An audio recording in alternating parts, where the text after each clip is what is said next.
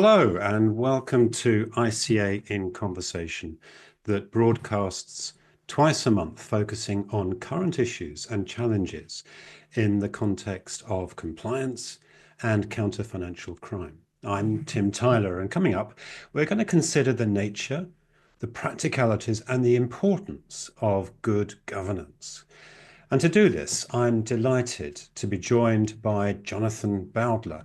Jonathan leads our postgraduate diploma program for the ICA and has spent decades in senior compliance roles across various sectors. Jonathan, thank you for joining us today. Thanks for having me, Tim. So we're going to follow our usual format of 20 minutes of discussion, which will make a start in a moment, followed by 10 minutes when we'll be responding to whatever questions have been asked by those that are joining us live at the moment. And I can see those questions in the comments section for the relevant entry on LinkedIn for this event. So I'd encourage you to please raise any observations, any questions that you may have. Right now, though, we'll make a start. And Jonathan, can I suggest that we begin by thinking about the importance of good governance? Drawing on your experience and, of course, your current role in the context of postgraduate studies, why do you see good governance as being essential?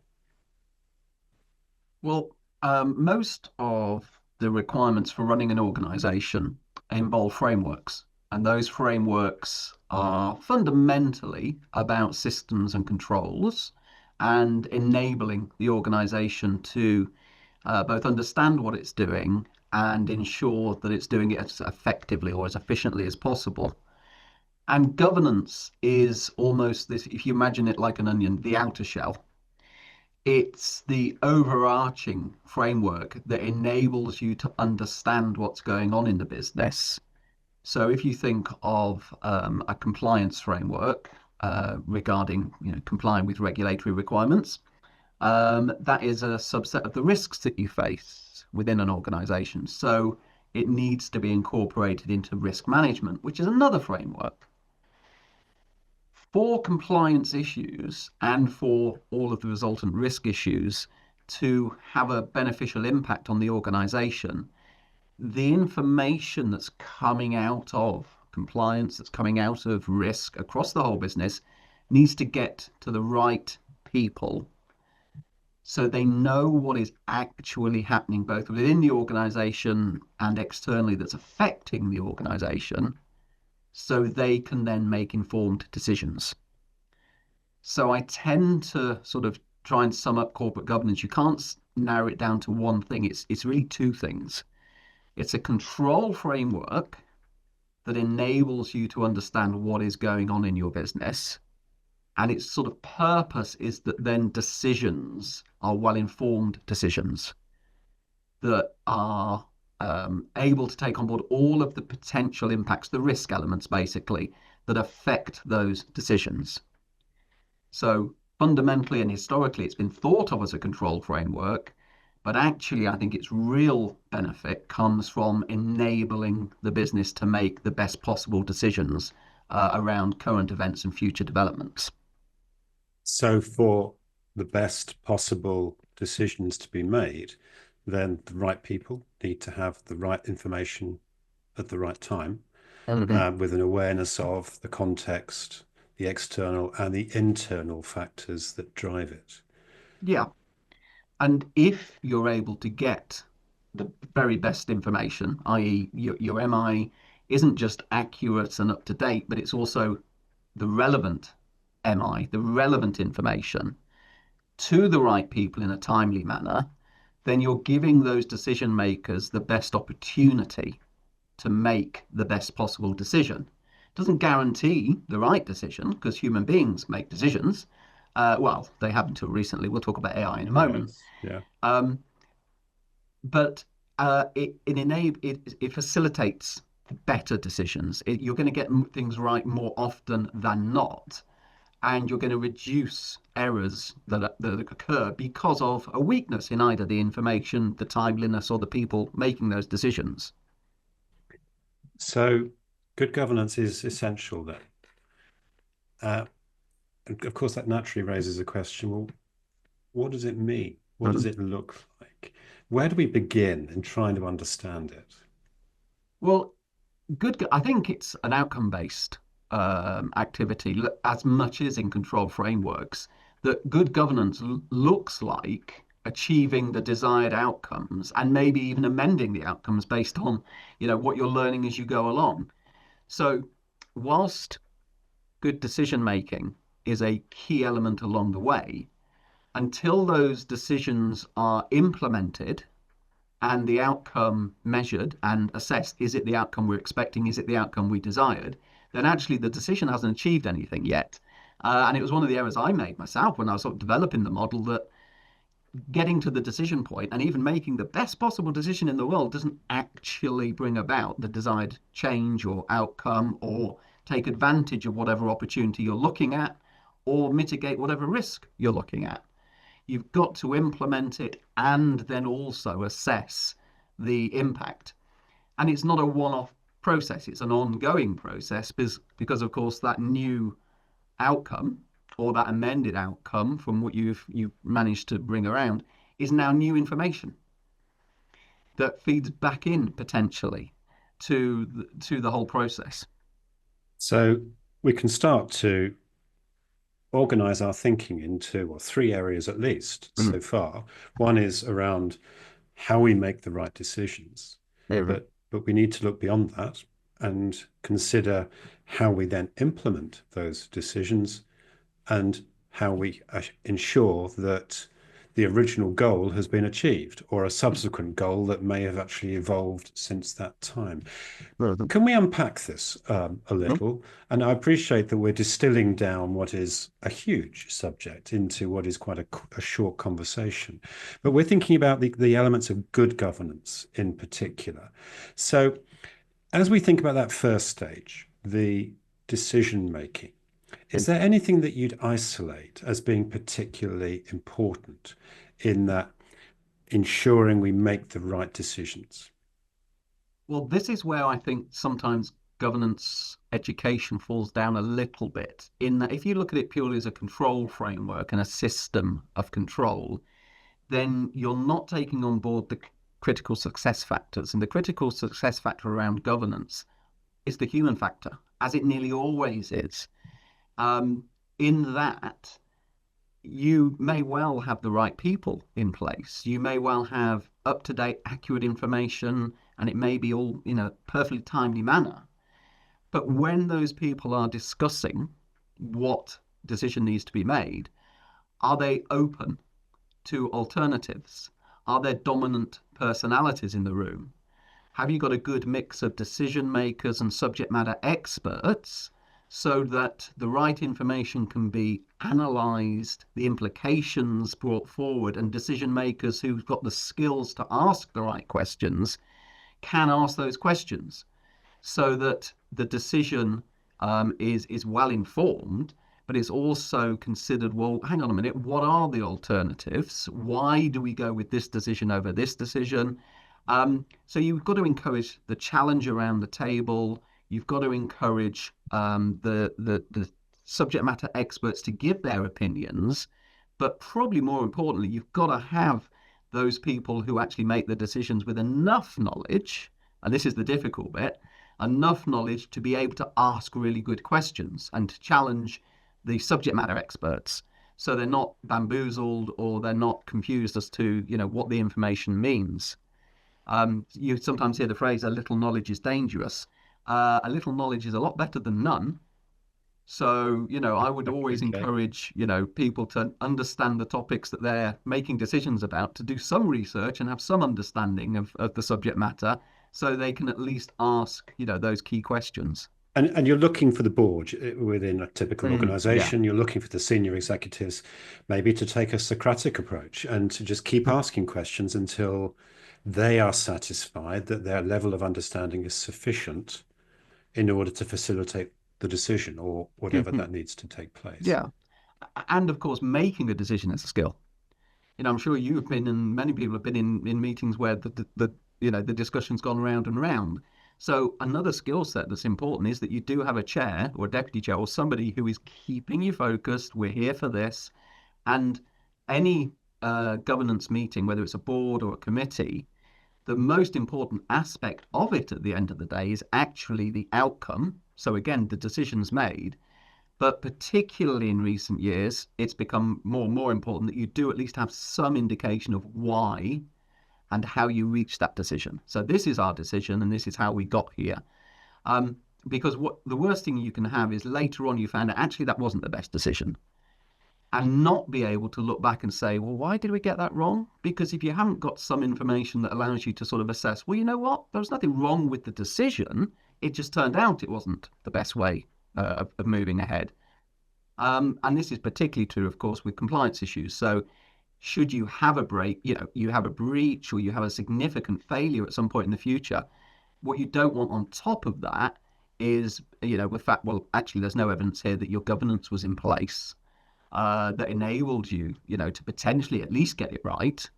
You don't want a regulatory breach on top of getting Whatever something the wrong. issue is. Yeah. And so that's about record keeping, isn't it? And having clarity around the basis and the nature of whatever decisions are Mm. made. And can I say, I mean, you were saying, Tim, you might even have experienced this where we go round and round in circles. Look, you know that I've experienced that because we've been in meetings together when we've gone round and round in circles, striving for a decision to be made. So, just as an aside. So, there you are. We've been thinking about the nature of decisions, but there are two other ingredients that you've touched upon. And the first is implementation. So, what does good practice look like here around ensuring that the intention behind the decision and the nature of whatever that decision is actually translate to practice? So I would guess initially that the decision-making stage itself is clear on what is the outcome we're trying to achieve. Okay. So you don't go into a decision-making framework such as which of these pieces of software do we implement, or do we implement software as opposed to recruiting new staff, without saying, hang on a minute, why are we doing this? Being very clear on the outcome you're aiming for. But then I think once a decision has been made in terms of the right approach or whatever the decision might be, there is then a question of, well, who implements it or who decides how it should be implemented? Mm. It is absolutely possible that the decision makers can also decide how their decision should be implemented. But actually, are they the best people to do that? Because they might not, again, be the operational people or the people with enough knowledge to say, look, the best way to bring that outcome about, implementing the decision, is to do it this way. You might want to delegate that back into the business again. And it needs to be clear that here is a decision, that's one thing, but the decision on how to implement it, Yeah. that can, that can vary as to who you decide to do that. It's almost like delegating responsibility whilst maintaining the accountability. So the decision-making body, let's say the board, maintains the accountability for the decision, but the implementation of it can be delegated to those who best understand, the practical Yeah. aspects, the operational aspects, maybe the technological aspects as well. So that's really interesting to me because having worked in law enforcement, when there's a critical incident, typically you see there's a gold, silver, and bronze command structure put in Mm-hmm. place in order to manage that. What that means is the gold, the most senior lead, and typically that's a chief officer level, they will make the policy, the strategic decisions, but they won't be concerned with the way in which it's implemented, the tactics. That would typically be at the silver level to think about tactics, and they would delegate to their bronze commanders, and there would be many different bronze commanders who would have their implementation requirement around this. So that's just a fairly classic way of interpreting, I think, what you're describing at the moment. But can I move on then? So we've touched then on the first two elements of the three that we've defined. The first is, well, how do we make the right decisions? The second is, well, how, when do we make sure they're implemented? But the third is the assessment. Mm-hmm. So can you share some thought around what we should be striving for here? What does good practice look like in this? Well, here's the area where I think you perhaps get most failure, because again, you know this, and I'm sure many of the people watching this, either live or recording, know that when an action in a set of minutes from a previous board meeting or from a previous committee meeting has been confirmed as being completed, it often gets then removed from the agenda. Yeah. But we don't know whether it's been successful or not, do we? We might. It might also be reported back, we've completed it, and here's the evidence that it's achieved the desired outcome, or here's actually what's happened, and it's not quite what we thought would happen. And that's where most organizations fall down, in that final step of saying, have we given enough time? Because it might take longer, or was also part of the implementation confirmation that it's had the desired effect. So you need usually a little bit of time to say, we've implemented it, we believe it was the right action to implement that decision, we know what the outcome is we're looking for, monitor it, get the assurance that it's had that effect, and if not, comes back again to say, right, so why has that not perhaps achieved the desired outcome, or only partially achieved it? And what you can normally do is look back and say, well, was there an item of information missing or lacking, or something was included that we shouldn't have? Were the right people making the decision? Were we missing an important aspect? Did we allow someone to dominate the decision making? You've only got to look back at quite a few corporate scandals to see that individuals were making decisions that committees really should have made. And we had that lack of challenge, which is a common failure, people challenging sort of dominant personalities. And you end up with, well, that's the reason it didn't quite work. So how do we rectify that? Is it just an amendment to what we're doing, or do we need to reconsider either the action taken or even the decision itself? But it can add, to, if you like, the workload or the scope of whatever the committee is there to achieve. But if you don't do it, you don't have that assurance, and 6 months later, an issue will occur that you thought you resolved, and you go around the houses again. So it feels like adding an extra step. It is adding an extra step, but it will actually save a lot of time in the long run, because you won't have the surprises that cause you to have to go back and re-examine. So we've been talking about good practice in governance, and you've touched on some examples of perhaps where this was, where there was a failure, when there was a breakdown in good governance.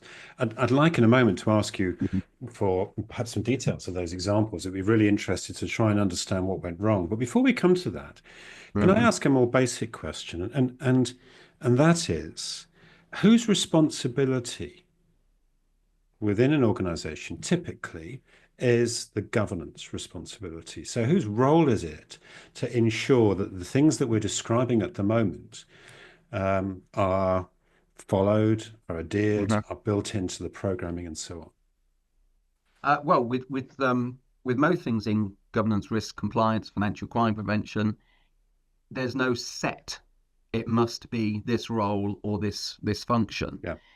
But what is important is that it's clear who it is, and that they are held accountable. And then how they do it is up to them. So that you can make a case historically, corporate secretary, the company secretary, with maybe a corporate governance team or company secretariat, were responsible for, let's say, the agenda and the minutes of board meetings and decisions made. But is that sufficient? They can still be accountable, but do you actually need people in place to review and monitor that the minutes have been kept accurately and correctly, that each activity in terms of decision making has been implemented, and that you have received back either an interim set of results or a full set of results saying, yep, we're fine, we've achieved what we want to, or this does now need to go back on the agenda. It's a regulatory requirement, so you can make an argument for compliance having a role to play. It's a systems and controls requirement. And with the new corporate governance regulator, ARGA, coming in, well, whenever it's supposed to already have been in, but we'll see, eventually we'll get there. there is a role for compliance to play, whether it be operational with making sure the corporate governance works properly, or compliance monitoring to make sure it is compliant, is again up to a firm. But somebody does need to confirm that you're compliant, but that's not the same as checking that it's working effectively. Overall accountability, without a doubt, sits with the board, and you would probably make it the chief executive's sort of individual accountability if you had to put it there, that there's an appropriate governance structure that sets out the accountabilities, the responsibilities, and the delegated authorities for each of the various steps along the way. And you mentioned that there are some quite well-known cases where this has gone wrong. We need to get on to some really interesting questions that have been asked, which we'll do in a moment. But before we come to that, what sort of cases would you highlight where a failure in good governance actually led to a series of events which actually caused quite significant impact on the relevant organizations? Examples? Yeah, well, I mean, there's two things I would do. First of all, I can list off a few examples and people might think, "Oh, I know a bit about that. I'll look into it more." Things like the FTX collapse with the cyber currency. Yeah. What was his name? Bankman or something. The chap who ended up in jail. It was a good example of an individual getting out of their depth, Yes. which actually happens quite a lot. Or you get an individual who dominates, and Fred Goodwin at RBS is obviously the sort of the headline figure, but that happened. I mean, Bernie Madoff was another example of that, where you're failing to get the other directors or the other committee members. You don't have the culture where challenge is expected, where challenge is considered a good thing, because it is a good thing, as long as you're also got within the culture that challenge can be, that's a good challenge, but this is why I'm not going to take on board what you've said, as well as I am going to take on board what you've said. So you've got to have the right culture, otherwise you end up with that. I mean, the BP oil spill was a really good example of how not to manage an event once it's occurred. Because although that was a physical accident, the way in which the structure was put in place for the responsibility of the outsourced, contractors for the oil rig, and then BP trying to distance themselves from the decisions made at the time, and then the ongoing decisions after it had happened just made it worse. So there's nothing wrong with taking a little bit of time to respond, as opposed to reacting with something needs to be said. I'm going to say something, as opposed to, even if it's only half an hour, I need to think about this and maybe consult with one or two people before responding. So there are sort of two aspects to it. There's the how do we stop it going wrong in the first place through implementing an effective process, and the 6 steps can help with that. But there's also and how do we respond effectively? We need to make sure everyone's aware of what we should do when we identify, actually, that's not worked or something's gone wrong. But the last bit I'll say on that is, if there's any corporate scandal at all that you're familiar with, so you can look at something that you know about already or that's affected your industry, your sector, look at it and say, was it bad information? Was it bad timing? Were the wrong people involved? Was the decision ill-informed? Was the action undertaken the appropriate action? And was it ever checked? You will find at least one, and usually 2 or 3 of them, have failed in every corporate scandal. So it's a nice little sort of safety net to think about to avoid it going wrong in the first place. And there are, of course, so many scandals that we can quickly bring to mind. Uber, FIFA, Facebook, Volkswagen, Equifax. I scribbled a few down before. Rolls-Royce, Boeing, yeah. and so it continues. Monzo, yesterday. Yes. Haven't looked at the detail yet, but there will no doubt have been a breakdown in decision making. You mentioned the 6 steps. What are they? So that is about getting the right information to the right people at the right time. That should help you make the right decision. And then it's the right action to achieve the right outcome. Okay. So it's a nice little model to audit or to build into a project plan or just to recap on as you're going through your committee business or your board business to double check, have we got a tick against all of these, and are we comfortable that it's not just a tick on paper, it's an actual, yeah, we've thought about that, I've gone out of focus, haven't I? These models are really useful, of course. And another one that we often talk about is the racing metrics, which I Yeah. find really helpful, which differentiates between the individuals responsible, those who are accountable, and that's typically one individual, I think, those that would be consulted and those that would be informed in the context of a decision making. You're back in focus, Rob, I'm happy to say. So we've got some really interesting questions, actually. And perhaps not surprisingly, there's a theme that comes out from them, and that's the sort of future looking. So you've asked about how can we anticipate corporate governance evolving over the next 5 to 10 years. And I think at the same time, we can think about, Karam, your question around the impact of AI in this space, and the implications of the increasing adoption of AI, whatever that means. Where would you like to begin in responding to this? Well, there's two ways you can. Well, there's one way you can look ahead with a little bit of certainty, and that's what's the regulatory development, what's the regulatory landscape doing? Because as a general rule, you can see what's coming, plans are put in place, discussions are had. Usually, legislators, stroke governments will have discussions, white papers, or whatever it may be. So you can get a feel for what's coming from a regulatory perspective and see what the requirements set out are there. And that's, you can do that with a little bit of certainty. But you've got the caveat that just because the regulatory environment might be evolving, is that the right way? Is that the best way for you to develop your corporate governance as an organization?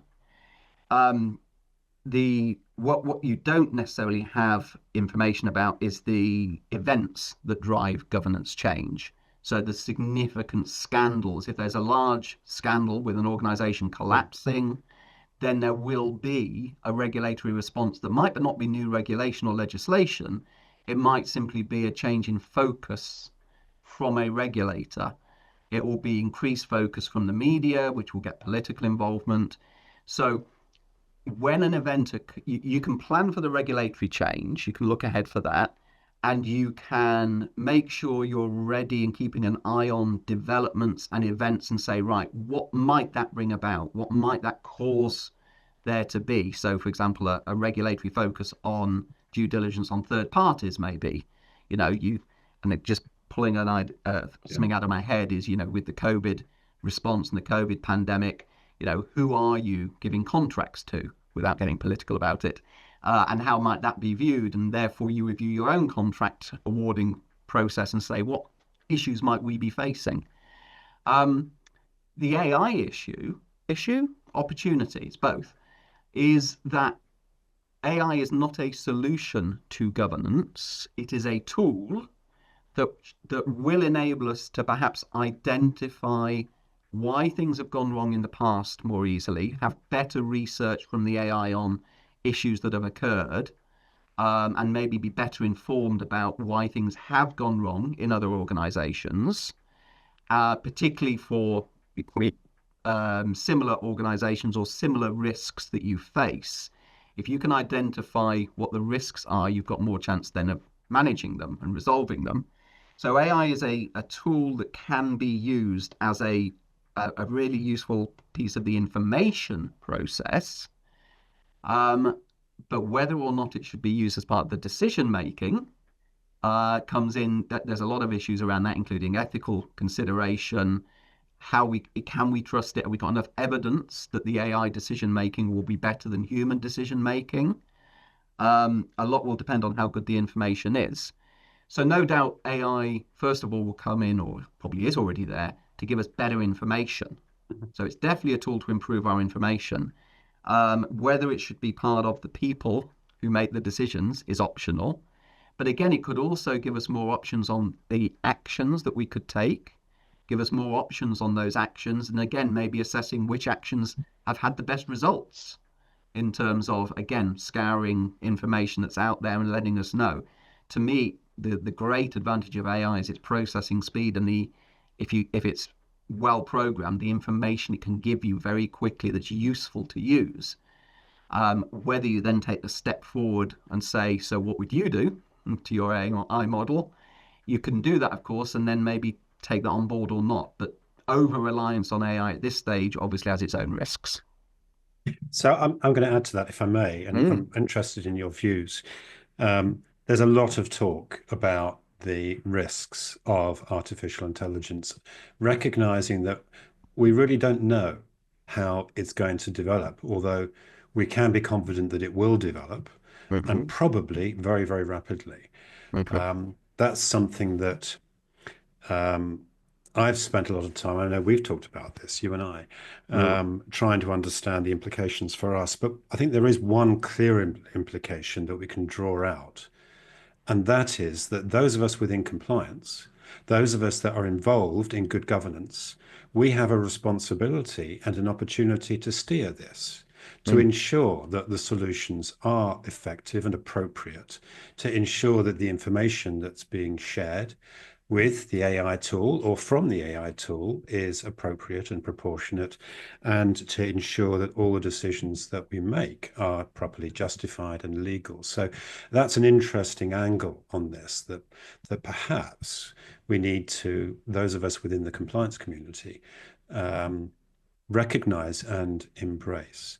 But we are moving towards the end of our 30 minutes. I can't believe it. JB, it feels like just a few moments. But before we do wrap up, can I ask you anything that you'd like to finish with? We've talked about good governance in three areas: in making good decisions, in ensuring that they're implemented, and ensuring that the outcome is assessed over a period of time. We've thought about how this is going to change over the coming years, and in particular, the impact of artificial intelligence. What would you like to finish on?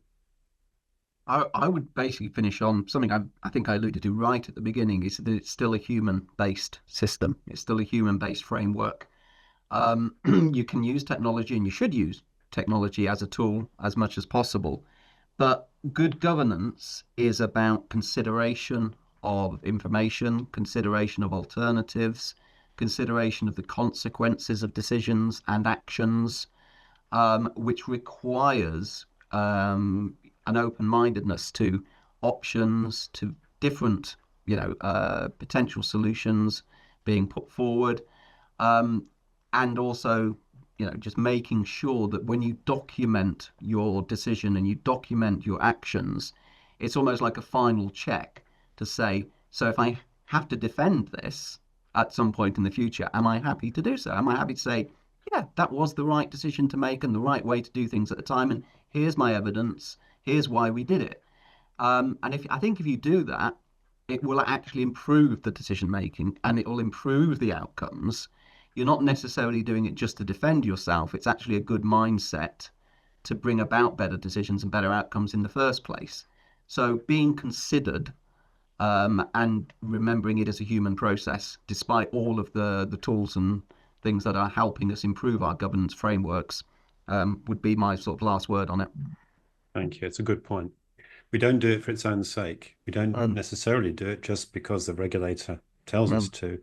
We do this because it improves the business. It adds to the quality of the decisions that are made. It's a really good point, Jonathan. Thank you. And thank you for joining us for this conversation wherever you are across the world today. And for those that will perhaps listen or watch the conversation at some point in the future, thank you also for your interest. But let me finish by thanking yourself, Jonathan. I do appreciate your time. This has been a really fascinating conversation. I wish we had longer, but nonetheless, it's been really useful. Thank you. Thank you, Tim. Cheers.